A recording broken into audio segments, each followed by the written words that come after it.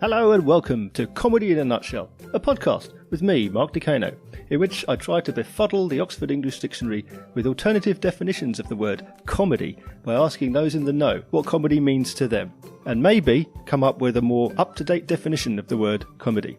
But probably not.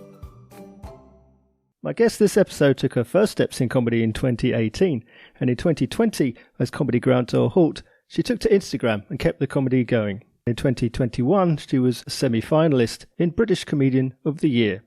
This year, she brings her new solo show to the Edinburgh Free Fringe. It's stand-up comedian Lorraine Hoodless. Hello. How you doing? I'm good. How are you? Yeah, really well. How was your preview? Interesting and exactly what I needed, which was a kick up the arse. Wow, really? Okay. Well, no, it wasn't awful. It wasn't awful. I got some big old laughs. That was good. So I do want to work on the links, go deeper, funnel deeper in some subjects and things like that. So really good.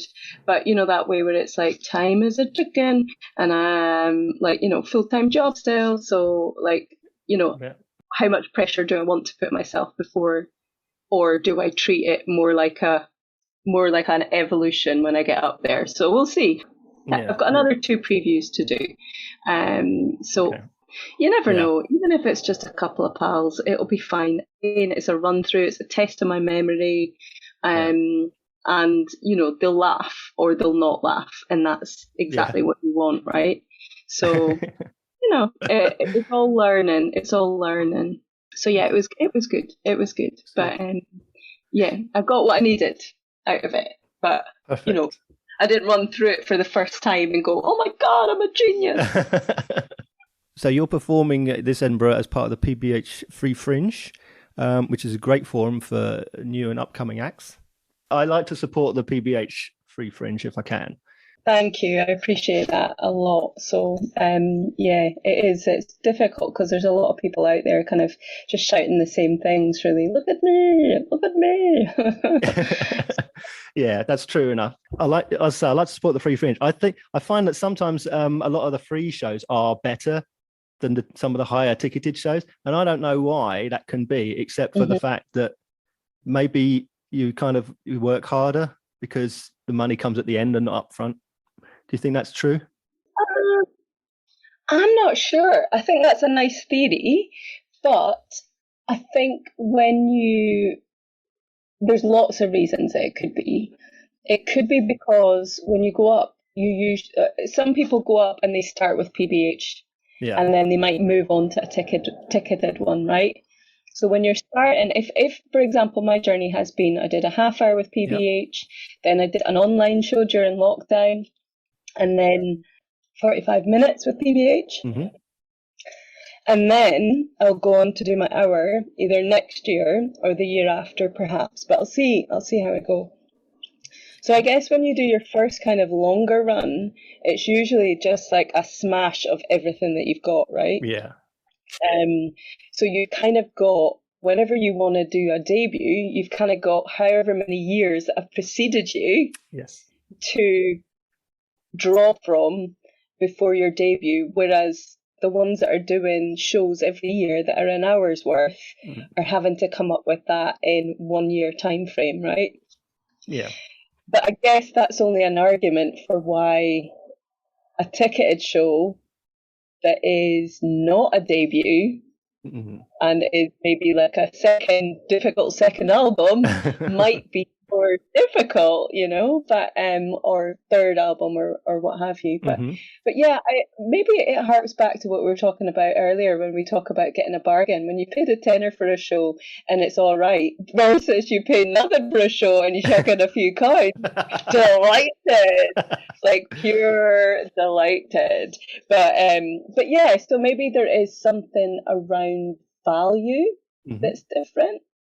That people place from having bought a ticket versus turning up for free and paying what you want, paying what you can, which is very much the Free Fringe, PBH Free Fringe ethos, which very much appeals to me in terms of access to arts, access to performance, for all different walks of life. So yeah. Yeah. That was a real long answer, Mark. Sorry about that. No, that's great. The fuller the answer, the better. If we're going to sit here and do yes, no, we'll be done in 10 minutes. It'd be pointless. Indeed. Yeah. So you mentioned there your previous shows. So you talked about your split bill in 2019. So that was basically was that your biggest first foray? Because that's about how long have you been in comedy now? Since 2018, is that right? Oh, so 4 years ago. So I had my little anniversary there of my first ever comedy stand-up show. It pops up on Facebook and stuff, and it was just like, PTSD. It took me right back to that, But yeah, no, it was good.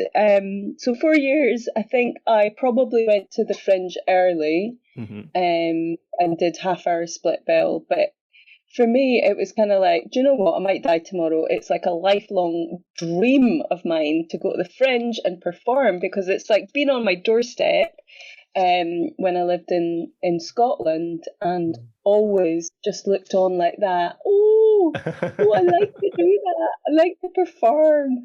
Don't know how you do it though. So I was always an outsider looking in.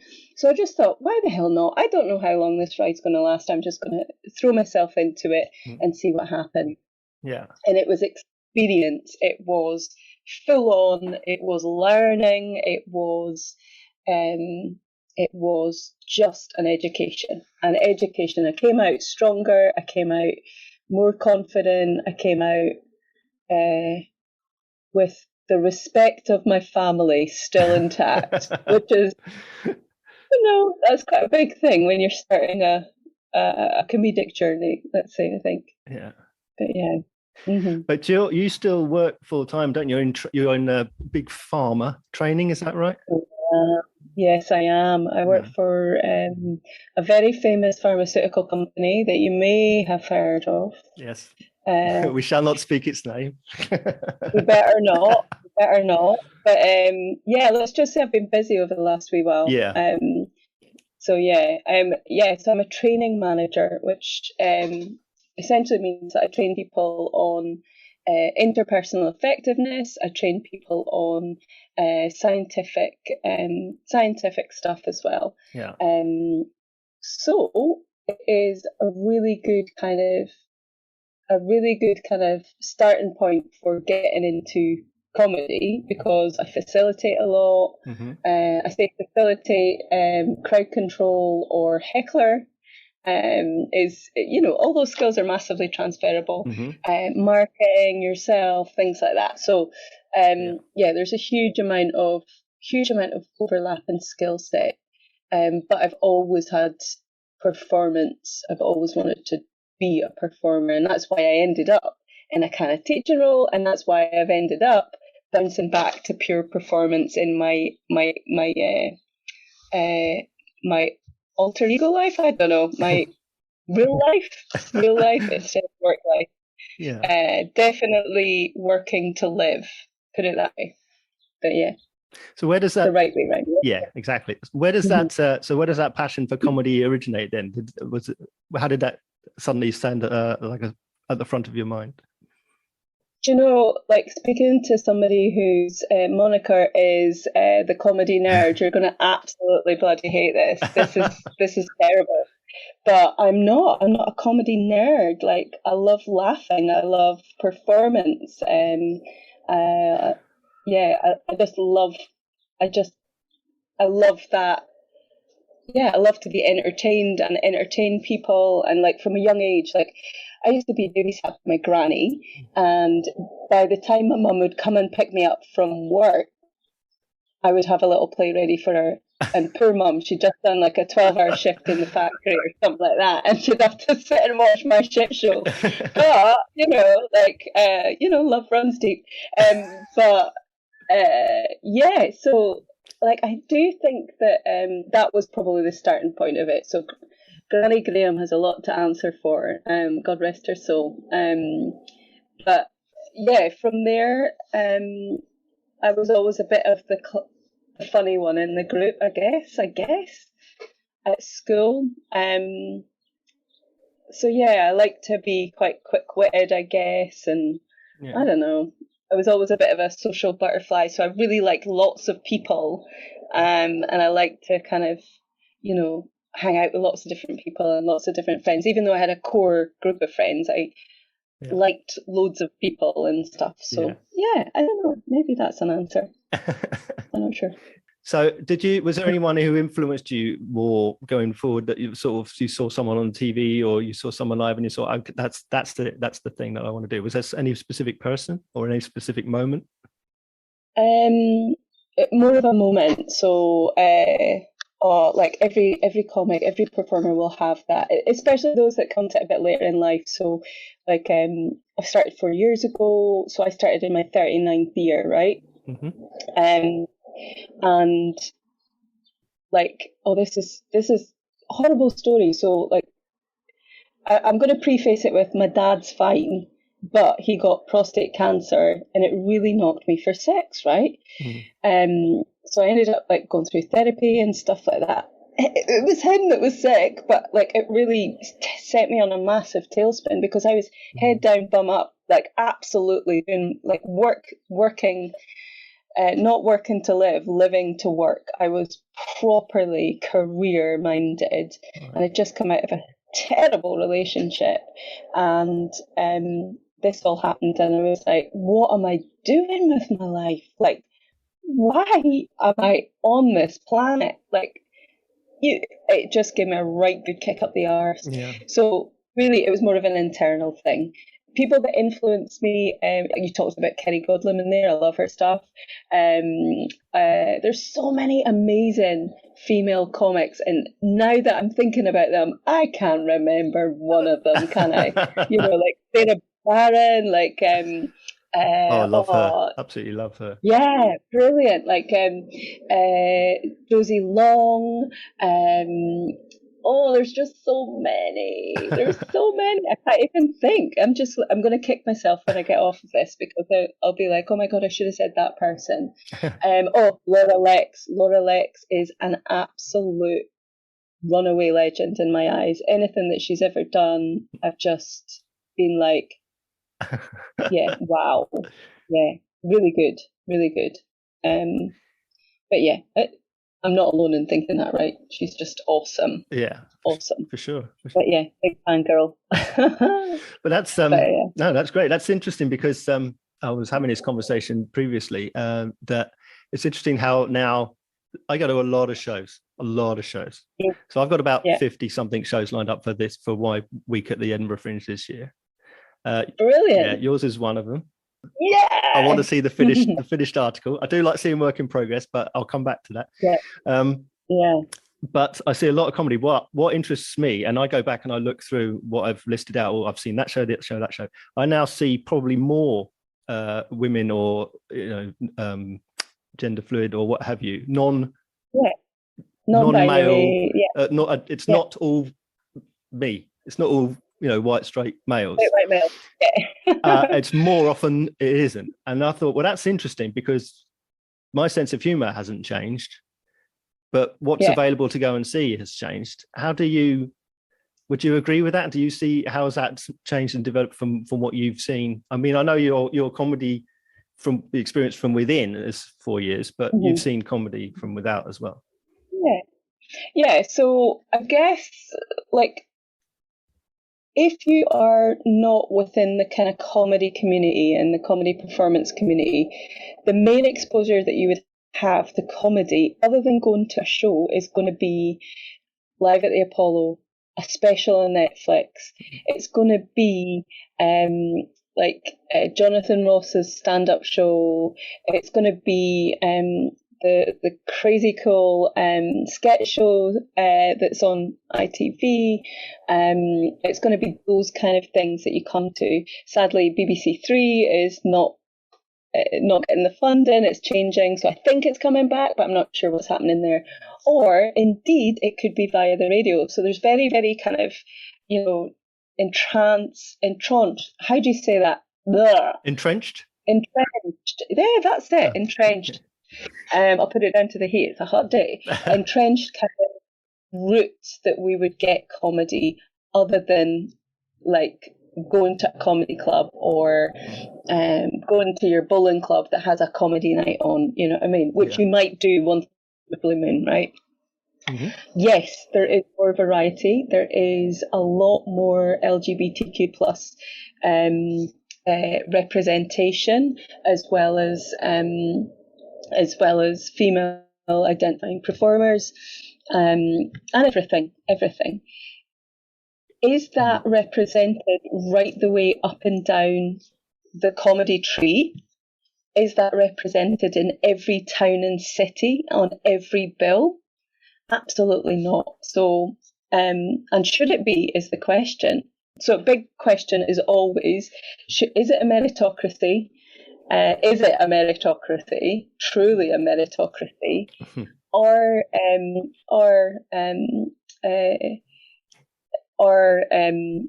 kind of minority groups, or minority groups, and I mean that across LGBTQ plus, different kind of races or cultures, are they represented across the board? I don't think it is in every instance, right? Mm-hmm. Should it be? It should be a meritocracy. Yeah. But you know and I know that this is a mates rates game, right? So I turn up to gigs, and it's who you know. It's not necessarily all the time what you know and how good you are on your feet, right? And like I've just moved to near Liverpool, New Brighton, and there's a new night that's just been set up, and it's for female and non-binary, female identifying and non-binary people. Yep. And the person that's organised it has got a whole ton of shit for it, for being non-inclusive. And it's like, back the heck off. Like, wow. Just, it's a themed night, right? If you wanted to run a Star Wars night, you fill your goddamn boots, right? It doesn't mean that Marvel gets to complain, right? It's just like, fuck her off. Like, you know what I mean? Like, every other bill is like very cock heavy. Like, leave it alone. Like, you know what I mean? There's plenty of spaces to play in this. And do you know what's really interesting? That woman she put down her deposit, and she took that risk, and it paid off. That room was packed to the rafters, and she's now got a regular spot occurring at the Everyman Theatre, because do you know what? Promoters saw that. After one night, she filled that room to standing room only, and she's been picked up by an exceptionally well thought of and well run established theatre, with funding, with backing. People want this. People want the diversity, you know? They want to see different opinions. They want to see different views. And for me, comedy is about connection. It's about connection. And if you want to connect always with the same person as you, with the same outlook, great, fill your boots. If you want to expand your horizons and fill your brain with other perspectives and keep your brain plasticity high, then experience different people's opinions, people's experiences. Like, that's the best bit about comedy for me. Like, going on this scene and learning about different people, different cultures, different perspectives. Now, I didn't expect to know 1,000 ways to wank, though. Like, I just did not expect. Like, that is, like, nobody's talking. This is a taboo, right? You're not an edgelord if you're telling me how you're wanking. It doesn't make me feel uncomfortable. It just makes you look hack, right? Talking about wanking is hack. I'm going to put it out there, right? Under no circumstances do I want to hear about you pumping your, I don't know, lazy chicken. I don't know what. I made that up. I don't think that's a phrase, but like, it should be. It's going to catch on, I think. Pumping your lazy chicken. Yeah, I think you might have made the situation worse by adding another joke to the Bumpy the lazy chicken. Oh yes, I am writing that down because I think it does need to be a thing. Like anytime, anybody, if anybody does do that and I'm on a bill after them, I might go, "Thanks for telling me about you pumping your lazy chicken." I might make it a thing. Yes, let's do that. Well, let's do that. You heard it here first. Yeah. Oh, yeah. So I don't know. Well, let me ask then. I mean, we've just had a moment in the mind of how a comedian interprets a conversation and puts it to work. So tell me, where do you start when you're putting a show together? How do you get your ideas together onto paper? How do you form a show? Well, so this is a really interesting question because I don't fucking know. Thank you. I'm laughing manically. No, I think, like I said a bit earlier around, so this is my first solo. So when I first went up, did the half hour, it was like everything I had, threw it at the wall. Yeah. There was a loose theme. I got through it and I learned loads. This time around, I've done a bit more kind of personal stuff. Mm-hmm. My comedy has always been quite personal, but I've done a bit more around what's been happening in my life. And there's been huge life changes, so it is kind of noteworthy, I guess. Yeah. I know everybody's been through the pandemic and stuff like that. We all have that shared lived horror, right? Yeah. But, a little bit of navel gazing around, actually, how did I respond to that? But actually I made some really big choices, like moving out of London. Yeah. That's nuts. If you want to be a comedian, right? I kept on telling myself, I'm expanding my reach. I don't know if that's a thing, but probably, I'm not sure. But yeah, so I made some big life choices. So there was that, right? Yeah. And I think that's how I kind of based it. And I have worked with a producer who I have said, look, this is my arc. This is what I'm gonna do. And he said, well, it sounds good.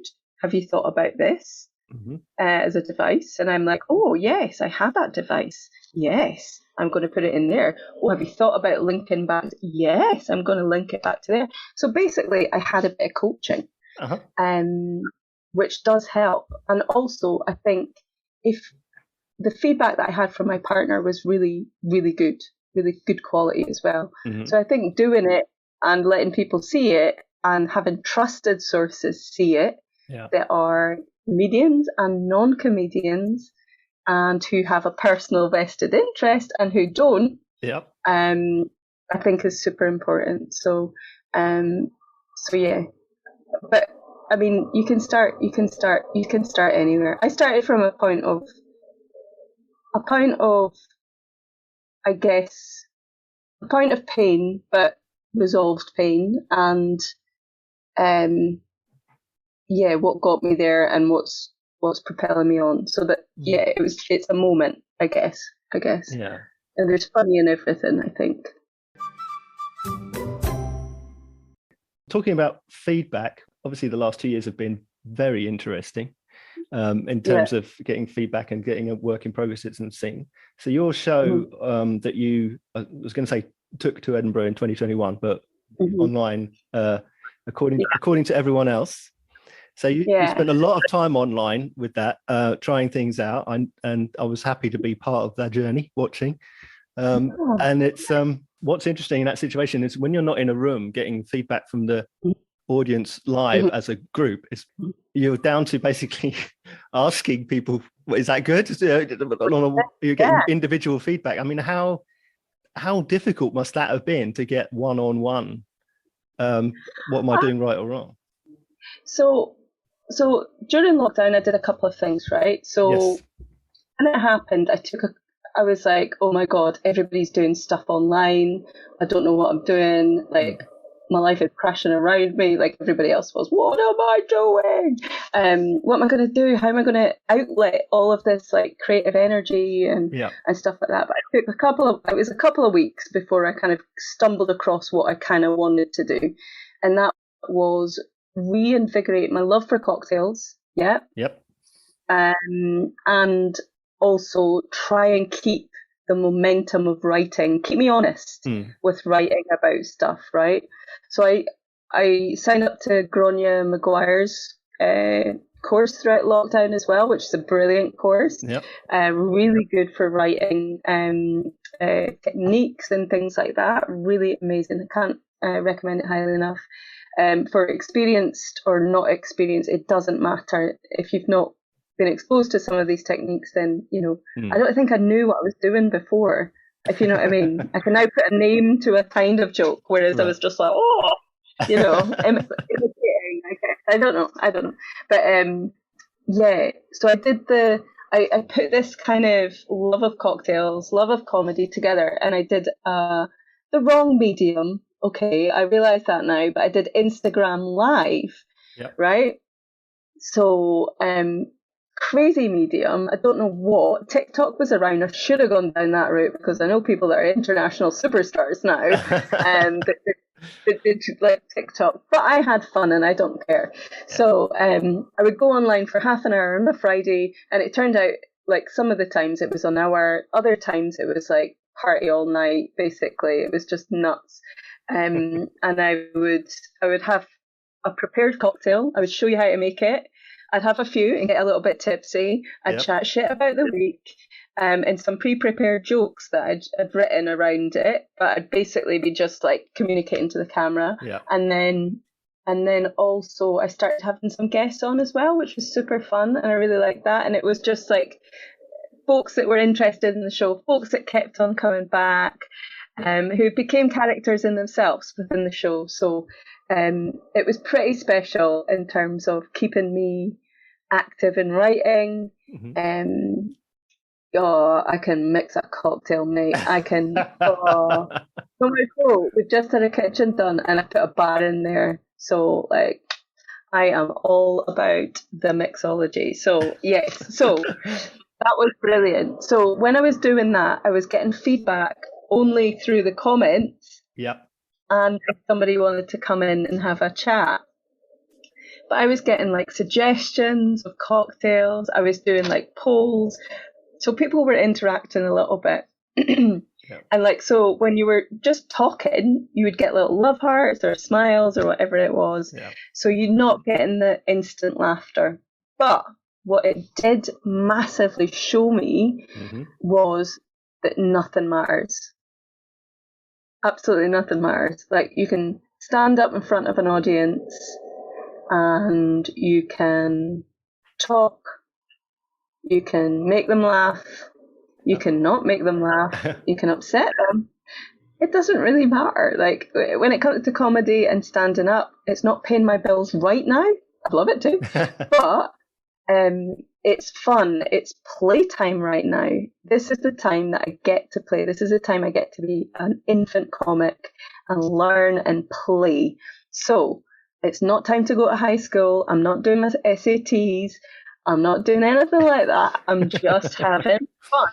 Play school. This is in the sandpit, in the water, you know? So that's it. But yeah. So getting feedback is tough online. Yeah. When I did the shows for PBH Fringe Online for the Edinburgh Fringe Festival last year, I did 16 of them. I got people to vote on topics that they wanted me to write about. So I did that over the space of, I think it was 15 days, 15 topics. People had to choose. They got to send me in whatever topics they want beforehand. And each day I would have two that people could vote on, and that day I would just write whatever. Yeah. And then at the end of the week, I would collate it all together, and I would just run through some shit that I'd done. So I got some feedback doing that live online. Yeah. And then I formed that into a show, which I did for 16 nights at the Edinburgh Fringe via Zoom. Yes. Now, That one was partially live, but I decided not to bother my butt. I just thought, I'm going to lean into the Zoom thing. It's new skills. It's exciting. I can take the holiday back. I can do it at 9 o'clock every night. You know what I mean? Like, it just made sense for me. I'm just going to do that. And I loved it. I loved it. I had some people who dialed in who were in a hot tub. I mean, filthy animals, but it was hilarious. Like, they were sat there and they had like, what do you call it, Prosecco in their hand. It was like, hi, enjoying yourself, are we? Like, what have you got me on? Like, is it like, you know, are they rich? Do they want to be my patrons? Like, I didn't understand it. Luckily, we didn't see any nudie bits, so that's good. I hope they had some stuff on. I didn't check. I didn't go too far down that rabbit hole. I had stuff to tell them. But it was weird. It was weird, but it was funny. But yeah, so I got a consistent audience. Like, people, I think, you know, kind of similar numbers to what you would get on a quiet, out of the way Edinburgh venue. Yeah. So that's not too bad. That's not too bad. But yeah. And I got the best ones were those that kept the best shows that I did online were the ones that I made people keep on their cameras and keep on their microphones. Yeah. And they got more out of it when they did that. Yeah. And I got more out of it when they did that. So yeah. Yeah, for sure. Because you feed off the audience, don't you? Yeah. God, I can talk. Sorry, Mark. Loving it. So tell me then, now that since venues all opened back up and you've had the opportunity to go out and do spots in front of a proper audience, building up for this Fringe, I say proper audience. Of course, Zoom audiences are proper, but you know what I mean. In the room. Well, the people in the hot tub were a little bit improper, but you know, that's fine. That's okay. But yeah. So, was there anything from that you realised you found yourself new lessons, new even philosophies that you formed out about performing live that perhaps have changed since the pandemic? Do you think? I felt that weirdly after like a couple of gigs, I felt that I was already a better performer. Okay. And I know a lot of people were like, right, not doing anything. I'm not. Maybe they were writing or they were doing something creative, but they were doing something different. But I think what I ended up doing gave me a lot of experience, and it gave me enough confidence that when I went back in, I think I was a better comedian when I went back into the live performance. So yeah. I mean, you know, like, I don't know, like I love performing. Being on stage is like, it's like, do you know how there's a load of like wellness and, you know, like resilient stuff and, you know, meditate and, you know, like being like properly present and how being present can be the most freeing experience. Yeah. That's what it feels like when you're on stage and you're crushing it. Like, and it doesn't happen all the time, right? But when you are rolling, when your connection is just like super Wi-Fi broadband, like, you know, super, that is the most alive feeling. Like nobody else start comedy because I've got enough competition, but it is the most amazing free feeling. That's the bit that's addictive. It's addictive. And I know when I've had a good gig and when I've had a bad gig. When I've had a good gig physically, when I've had a good gig, I come off and I get a flushed cheek, right? When I have a shit gig, my heart rate's not even elevated. It's physical reaction, right? To that being in the moment and being present and connected. It's amazing. It's amazing. I love comedy. Okay. You might know it. So tell me about your show this year, Bumpy. What's that all about? How did that come about? Well, so like I was doing that kind of thing that people do, which is right. I've had a show that was called Actually Totes Amaze. Maybe I should go for an A again, or maybe I should go for a B, just to have a little bit of a fun in joke with myself. But I don't know. Like I landed on the title Bumpy.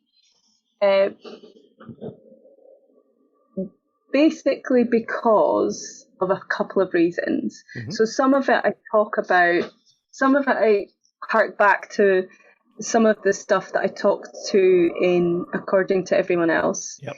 which was around my relationship with food.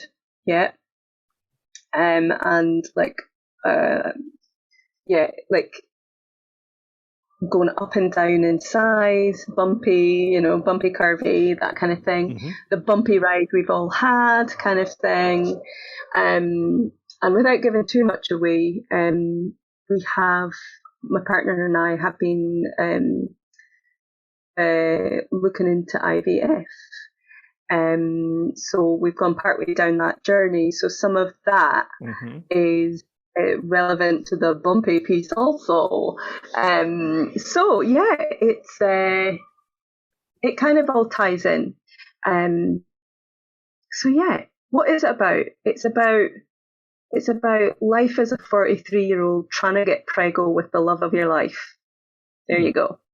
When your ovaries are all fusty. But yeah, buying a big house, doing it up. That's it. Outside of London. So yeah, like just stuff that I've been through that you might want to know, and it's probably presented.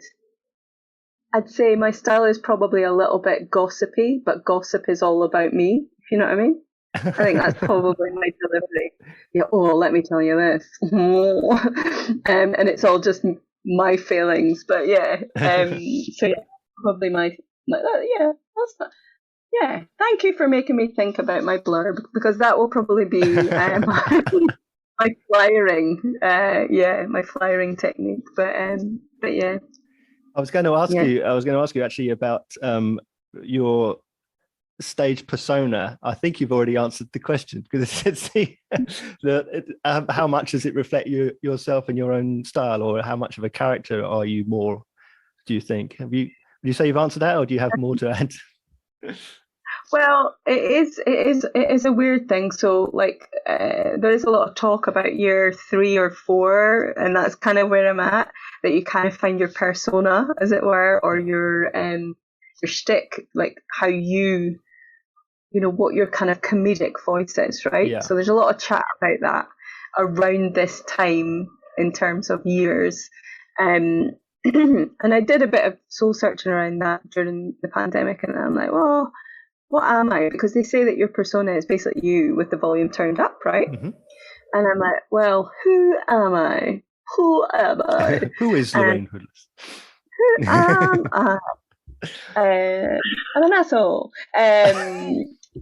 Love that David Leary track. Like, I actually bought that on single. Do you know the one? I know. Yeah. Asshole. It's a great little ditty. Yeah. So, like, we're all a bit of an asshole, really, aren't we? Right? Especially to other people. But I guess, like, I think what I know to be true of myself is I am an angry little Scottish person who's quite quick-witted, and that can provide some humour in itself. And sometimes, like, things will happen, and like, look, I teach emotional intelligence, right? Yeah. Which is mad, right? Because I'm emotionally aware, but sometimes my emotions happen before I can think. So it's hard. But yeah, so I'm a very emotional person, and I do lead with my heart, fully lead with my heart rather than my head sometimes. So yeah, I don't know. Does that answer the question? I think so. I'm not sure. Yeah.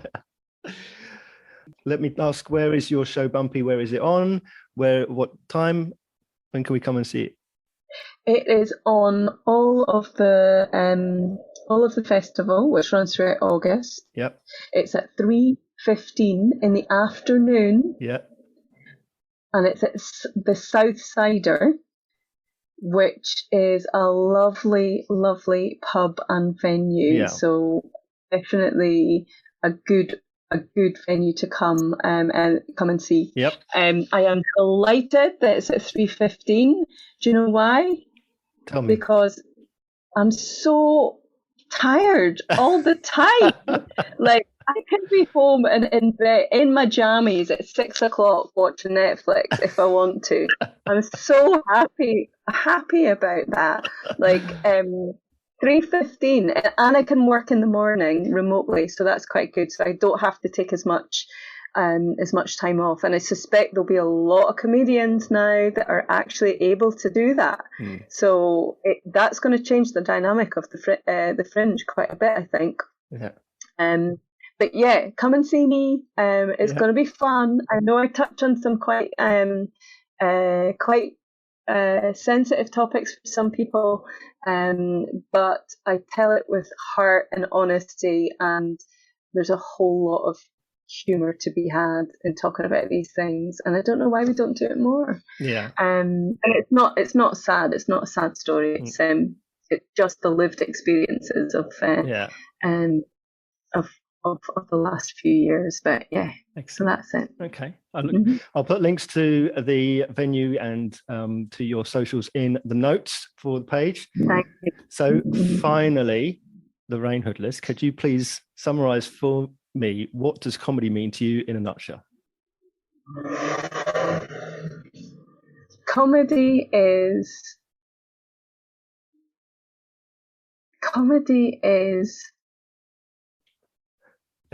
it's the most alive that I ever feel, ever.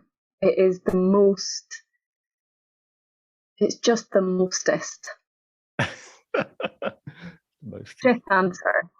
The mostest. It's just it's the every fibre in your being is alive and awake and on, and it's the best. It's it's great. That is just, I don't have the words. I kind of described that before, right? Like, it's comedy for me is what meditation is to a Buddhist monk. There you go. Beautifully put. That's perfect. Well, thank you so much. It's been an absolute pleasure and privilege to talk to you today, and I'll thank you for agreeing to be on the show. Thank you, Mark. Lovely to meet you properly and have a chat.